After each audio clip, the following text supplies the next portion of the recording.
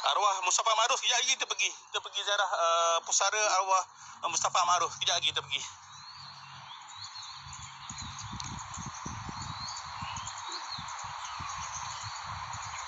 Tokoh-tokoh politik tadi kita jumpa bekas Menteri Besar Selangor, Tan Sri Razali.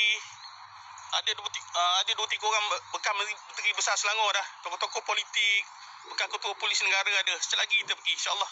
Mana yang sempat nak tanya di sini, untuk hati sahabat tak semua ni dia campur-campur. Ni tanah perkuburan Islam Jalan Ampang ni dia campur-campur. Dia antara tanah perkuburan paling lama lah saya kira, sebab mula pada tahun 1819. Lama tu, lebih 200 tahun. Contoh macam ni, kita pun tak tahu siapa mempunyai ni, sebab tak ada, saya pun tak erti nak baca tu, ada tu. Lama. Terima kasih Red, share the live, terima kasih. Pusara Abah Husin Abu Hassan saya tak pasti. Husin Abu Hassan kat sini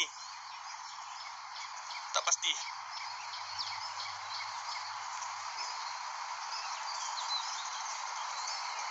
Terima kasih Imah follow. Terima kasih mana yang follow. Pelakon Rosia Hatimah, kejap lagi kita pergi. Pusara Rosia Hatimah, isteri pada Mustafa Ma'ruf, dia sebelah-sebelah je. Kejap lagi kita ziarah kat sini.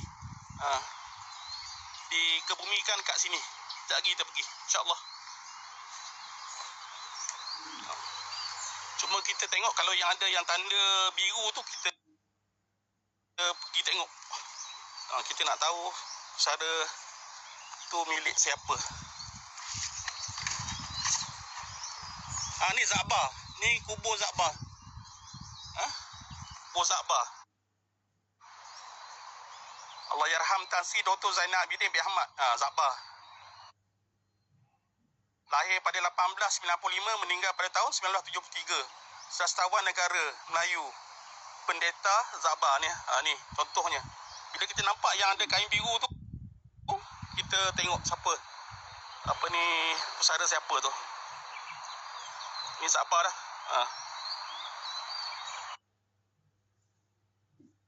Itu. Al-Fatihah. Auzubillah. Bismillah. Iya kenal. Siratal ladzina an'amta Allah. Ni pusara Za'bah ya. Za'bah.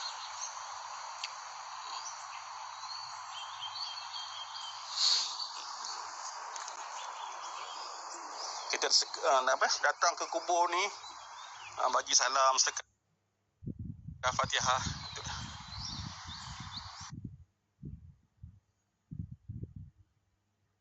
Fatihah.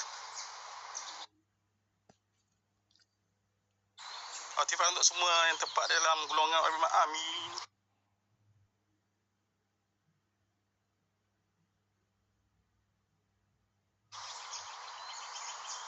Pusara Za'bah. Kita tengok lagi.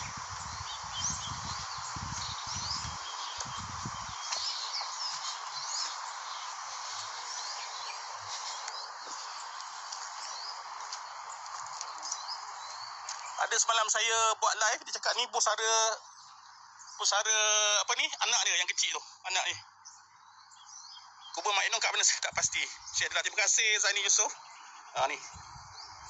Ni kalau kita ada anak kecil yang meninggal, dia boleh bagi syafaat. Tu Ustaz Ramli, betul tak?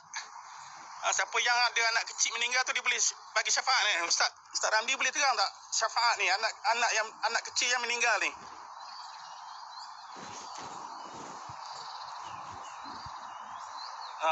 Ustaz boleh terang sikit apa maksud syafaat anak kecil yang meninggal tu?